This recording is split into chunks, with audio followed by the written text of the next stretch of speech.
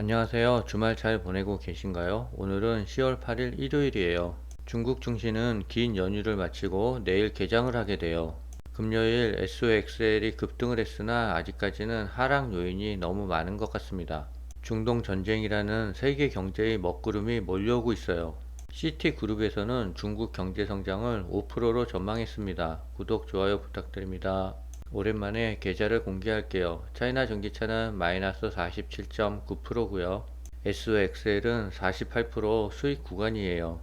이번 주에도 중요한 이벤트가 있는데요. 10월 11일 수요일 생산자 물가지수 발표가 있고요. 10월 12일에는 소비자 물가지수 발표가 있고 신규 실업수당 청구 건수 발표가 있습니다. 아마도 목요일 9시 반 이후에 주가는 요동칠 것 같아요. 미국 증시는 금요일 장 초반 하락을 하다가 다시 급반등을 하며 마무리를 했는데요. 예상보다 강한 9월 고용지표와 이에 따른 국채금리 급등세에 깜짝 놀라 하락 출발한 뉴욕 증시가 급반등을 했어요. S&P 500 지수는 1.18% 올랐고요. 나스닥은 1.6% 올랐어요. 9월 비농업 부분 일자리는 33만 6천 개로 늘어 시장 예상치 17만 개보다 2배 가까이 웃돌아 주가는 하락했었어요. 그러나 9월 시간당 임금은 전날보다 0.2% 오르고 지난해 같은 기간보다 4.2% 올라서 주가는 다시 급반등을 했습니다. 그래서 월가에서는 좋은 고용과 유수로 연말까지 랠리가 시작되는 거 아니냐라는 전망이 나왔어요. 또한 IMF 총재는 세계 경제 연착륙 가능성에 대해서 발표를 했어요. IMF 총재는 5일 코트니 부하르 연설에서 5년간 글로벌 경제 성장세가 약할 것이라고 경고하면서도 올해 세계 경제가 보여준 놀라운 회복력으로 인해 향후 몇 분기 동안 경기 침체의 우려를 낮추고 연착륙 가능성을 높였다고 말했어요. 그러나 아쉽게도 세계 경제의 어두운 그림자가 다가오고 있어요. 이스라엘이 자국을 기습 공격한 팔레스타인 무장정파 하마스와 무장단체 이슬라믹 지하드를 파기하기로 결정했다는 보도가 나왔습니다. 8일 로이터 통신 등에 따르면 이스라엘 총리는 이날 이스라엘 안보 내각이 하마스와 지하드의 군사 통치 역량을 파괴한다라는 결정을 승인했다고 밝혔어요. 아마도 중동 전쟁이 다가오고 있는 것 같아요. 러시아와 우크라이나 전쟁으로 서방과 미국은 경제적으로 약화하고 있어요. 이 와중에 중동 전쟁까지 발발한다면 세계 경제는 점점 더 어려워질 것 같습니다. 차이나 전기차가 중국 증시가 저번 주 개장하지 않은 가운데 횡보를 보이면서 약간 흘러내렸어요. 중국은 전주에 긴 휴가를 마치고 내일부터 개장을 하는데요. 아마도 이번 긴 연휴 기간 중국의 내수 소비 촉진이 활발해졌다는 기사가 나오고 있어요. 아마도 내일 증시는 긍정적일 것 같습니다. 중국의 올해 충추절과 국경절 연휴 기간 9월 29일부터 10월 6일까지 여행객이 작년 동기 대비 71.3%가 늘어났대요. 이는 코로나19 이전인 2019년 같은 기간보다 4.1% 늘어난 규모라고 해요.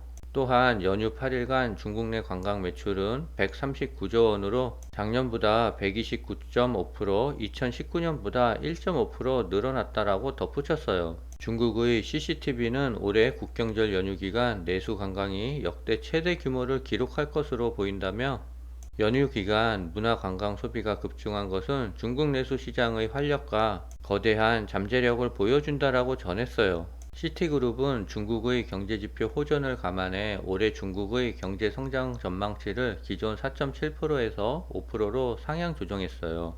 5일 현재 블룸버그 통신에 따르면 시티그룹은 4일 보고서에서 중국 소매 판매와 산업 생산이 개선될 수 있으며 9월 제조업 구매자 관리 지수가 6개월 만에 경기 확장 국면에 진입한 만큼 수출 감소폭도 줄일 수 있을 것으로 내다봤어요.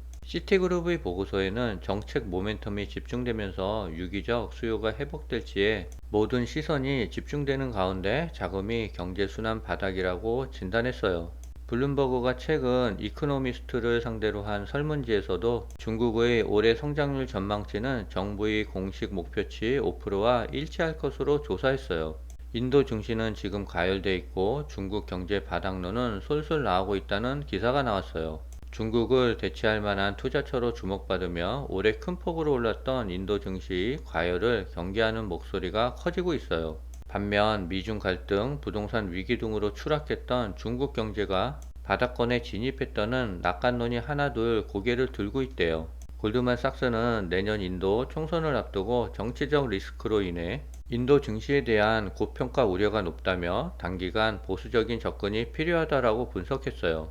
반면 중국 증시에 대한 외국인 매도세는 눈에 띄게 둔화하고 있으며 지난 8월 16조 5천억 원으로 9년 내 최고치를 기록했던 외국인 순매도 규모는 9월 들어 6조 8천억으로 절반 넘게 감소했대요. 기준금리 인하 등 중국 당국의 경기 부양 조치에 힘입어 주택가격 하락세가 줄어드는 등 경기 회복 기대가 커졌기 때문이래요. 중국에서 만든 테슬라가 우리나라에서 9월 판매량이 1등을 차지했대요. 테슬라의 중형 전기차 모델 Y가 지난달 국내 전기차 판매 1위에 올랐대요. 저렴한 LFP 배터리를 장착한 중국산 배터리를 수입하며 가격을 2천만 원 이상 낮춘 결과래요. 정부가 최근 국산 전기차 판매를 늘리기 위해 보조금을 한시적으로 늘렸지만 가격만을 기준으로 한 현 제도는 값싼 중국산 전기차 보조금을 휩쓰는 양상이 지속될 수 있다는 우려가 나오고 있어요. 국내 9월 승용차 판매량을 보면 테슬라 모델 Y가 4,206대를 판매했고요. 현대차 전기차가 1,536대, 기아차 전기차가 2,098대, 한국 GM이 416대로 총 합쳐서 4,050대로 판매했대요. 또한 LFP 배터리 바람을 타고 중국산 전기차 배터리가 한국을 상륙해 수입이 110%나 증가했대요. 치열해진 전기차 가격 인하 경쟁에서 살아남기 위해 한국 완성차 업체들도 중국 업체가 주도해온 LFP 배터리 장착을 늘려가는 가운데 중국산 전기차 배터리 수입이 급증을 하고 있대요. 8일 무역협회에 따르면 올해 1월부터 8월까지 중국산 전기차용 배터리 수입액은 작년 같은 기간보다 114.6% 증가했대요. 올해 전기차 배터리 한 품목에서만 6조 원 가까운 대중 무역 적자를 본 것이래요. 리튬, 전구체 등 2차전지 중간재에 이어 전기차용 배터리도 새로운 대중 무역 적자 요인으로 떠오르고 있는 모습이래요. 업계에서는 국내 자동차 업계의 중국산 LFP 배터리 채택 확대가 가파른 전기차용 배터리 수입 증가의 한 요인이 되고 있다는 분석이 나오고 있어요. 바이든과 시진핑이 11월 샌프란시스코에서 열리는 아시아 태평양 경제협력체 정상회의를 계기로 만담이 성사될 가능성이 높대요. 미중 정상회담이 가시화될 경우 미국의 대중국 반도체 수출 통제 최종 규정 발표에도 영향을 미칠 것으로 예상하고 있어요. 바이든 행정부는 기존 잠정 규정의 허점을 보완해 대중국 수출 통제 최종안을 조만간 발표할 것으로 전망했는데요. 하지만 양국 정상의 만남이 성사되면 대중국 수출 통제안 발표 시기를 늦추거나 규제 강도를 낮추는 논의가 이루어질 수 있다는 관측이 나오고 있어요. 미국과 중국 모두 경제면에서 어려운 상황에 봉착했어요. 결국 미국과 중국 경제적인 서로 도움이 없다면 경제 회복은 어려울 거예요. 이번 정상회담에서 좋은 결과가 있었으면 좋겠습니다. 중국 경제에 대한 냉철한 칼럼이 있어서 가져왔어요. 미중 전쟁이 격화되면서 서방의 중국에 대한 피크 차이나 얘기가 넘쳐나고 있는데요. 대선을 앞둔 바이든 미국 대통령은 중국에 대한 비관적 전망을 통해 미국의 우위를 보여주려고 중국을 시한폭탄이라고 언급했어요. 하지만 바이든 대통령은 곧 터질 위험한 나라의 국무장관부터 재무상무부까지 줄줄이 보내 경제협력을 모색하는 모순된 모습을 보이고 있어요.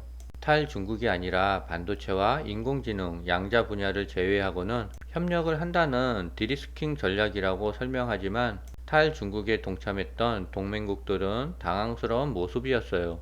서방의 학자들도 중국의 2023년 4에서 5%대 성장은 역대 최저 성장이라며 앞다투어 중국 경제가 끝났다, 중국은 일본의 잃어버린 10년이 기다린다는 등 주장을 쏟아냈어요. 그러나 이는 중국의 경제 규모를 감안 않고 색안경을 쓰고 보는 전형적인 내로남불이라고 중국을 영어로 해석하는 오해래요. 지금 중국의 경제 규모는 미국의 73%이고 미국 총 GDP의 10% 이상 되는 나라 중에서 2% 이상 성장하는 나라는 없어요. 2023년 시진핑 시대의 GDP는 13%대 두 자릿수 성장했던 장쩌민 시대 GDP의 31배래요. 지금 중국의 GDP 1%는 장쩌민 시대 31%와 맞먹는 규모라고 해요. 중국의 4에서 5% 성장은 2년이면 한국만한 한 나라가 만들어지는 성장의 규모래요. 4에서 5%가 끝났으면 미국, 한국 경제 등 1에서 2% 성장하는 나라는 어디로 가고 있는 것일까라는 물음표를 남겼어요. 기술은 시장을 못 이긴다라고 해요. 휴대폰, 자동차, 전기차, 배터리, 반도체 등 럭셔리 제품의 최대 시장이 지금 중국이에요. 중국에 대한 과소평가는 안일함을 낳고 과대평가는 공포를 낳는데요. 하지만 안일함이든 공포든 간에 중국을 정확하게 보지 못하면 실수를 할 수밖에 없대요. 전 세계에 판매되고 있는 벤츠의 36%를 사고 전 세계 명품의 35%를 사는 나라가 지금 중국이고 전 세계 최대 휴대폰 구매자가 있는 곳 또한 중국이에요. 중국 소비시장은 이젠 품질은 기본이고 스토리와 브랜드를 넣어야 팔리는 시장인데 한국은 이미 중국이 한참 전에 잊어버린 한류 제품과 한한령 타령이나 하고 있지 중국이 혹할 브랜드와 스토리텔링이 있는 제품이 없대요. 한국의 대중국 소비시장 진중국이 시급하지만 한국은 중국의 1만 3천 달러대 소득에 맞는 제품을 준비하고 팔아야 승산이 있대요. 전병서 중국경제 금융연구소장님의 칼럼을 가져와서 읽어봤어요. 우리나라는 내일 한글날로 휴장인데요. 중국 시장은 모처럼 만에 활기를 띠고 상승했으면 좋겠습니다. 오늘은 여기까지입니다.